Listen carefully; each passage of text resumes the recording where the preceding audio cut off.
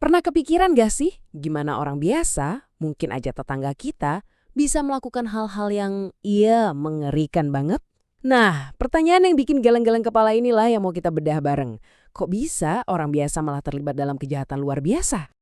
Ide yang jujur aja cukup mengejutkan ini datang dari seorang filsuf, Hannah Arendt. Jadi ceritanya, dia itu nonton langsung persidangan seorang perwira tinggi Nazi. Bayangannya sih bakal ketemu monster gitu kan. Yang dia lihat malah cuma seorang birokrat yang kelihatannya biasa banget. Terus gimana ceritanya ini bisa kejadian? Kok bisa seseorang yang tadinya biasa-biasa aja, tiba-tiba jadi bagian dari mesin kejahatan yang nggak masuk akal? Di momen apa sih kompas moral mereka itu seolah-olah mati?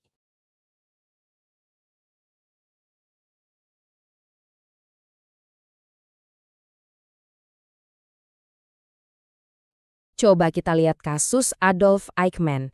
Di pengadilannya, dia itu nggak kayak monster yang teriak-teriak, sama sekali. Malah, dia menampilkan diri sebagai administrator yang taat aturan, yang tugasnya cuma menjalankan perintah dan mastiin jadwal kereta nggak telat.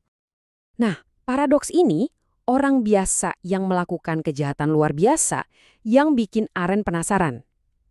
Akhirnya, dia mengembangkan sebuah teori yang kuat, tapi juga kontroversial banget buat ngejelasin kelakuan Eichmann ini. Teorinya dikenal dengan sebutan banalitas kejahatan.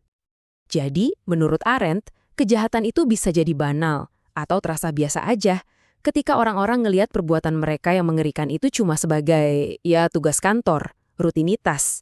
Buat mereka, yang penting itu efisiensi, bukan lagi soal moral. Dan pikiran kritis, itu diganti sama kepatuhan buta. Tapi tunggu dulu, ini bukan cuma soal individunya aja.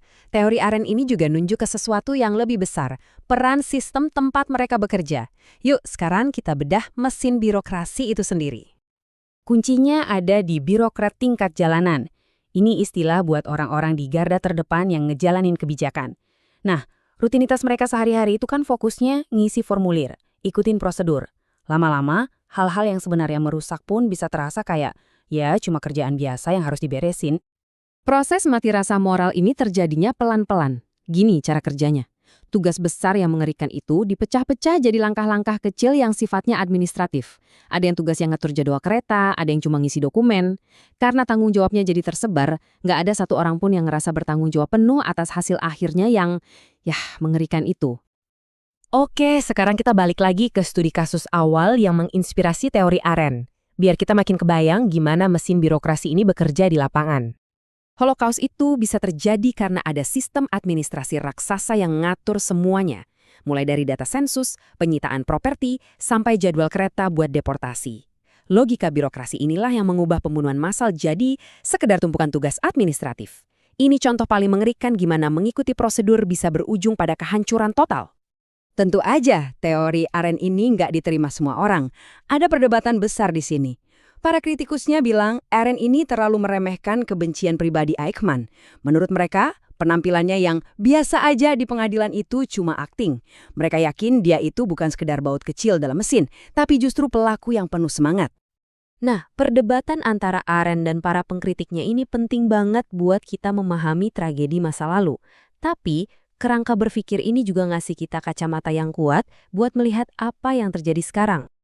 Jadi, pertanyaannya sekarang, apakah dinamika birokrasi yang mematikan ini cuma ada di buku sejarah atau jangan-jangan gaungnya masih ada sampai hari ini? Nah, materi sumber yang jadi dasar bahasan kita kali ini mencoba membuat sebuah perbandingan analisis yang hati-hati dengan apa yang terjadi di zaman sekarang, yaitu penindasan terhadap Muslim Uighur di wilayah Xinjiang, Tiongkok.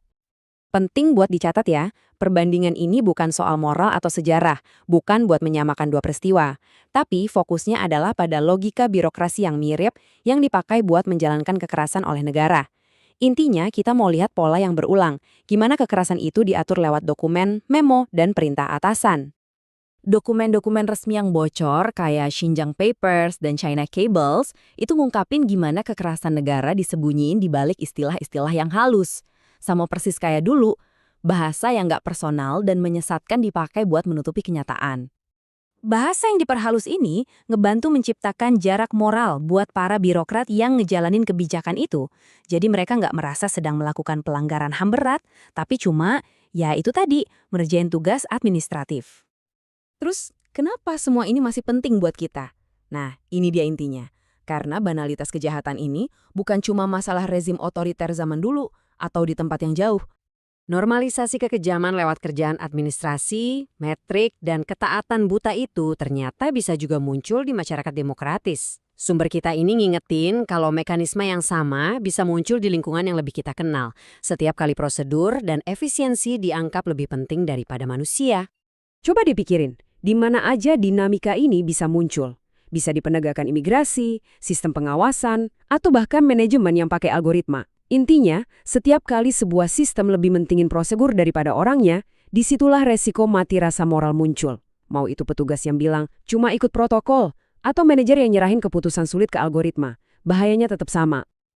Ini semua ninggalin kita dengan satu pertanyaan pamungkas yang jujur aja cukup menantang. Di dunia yang serba diatur sistem, di mana sih tanggung jawab pribadi kita dimulai? Di sistem yang kita jalani setiap hari, di kantor, di masyarakat, di titik mana kita harusnya berhenti sejenak, berpikir, dan mulai bertanya. Gimana caranya kita mastiin kalau ketaatan kita nggak akan pernah mengalahkan hati nurani kita?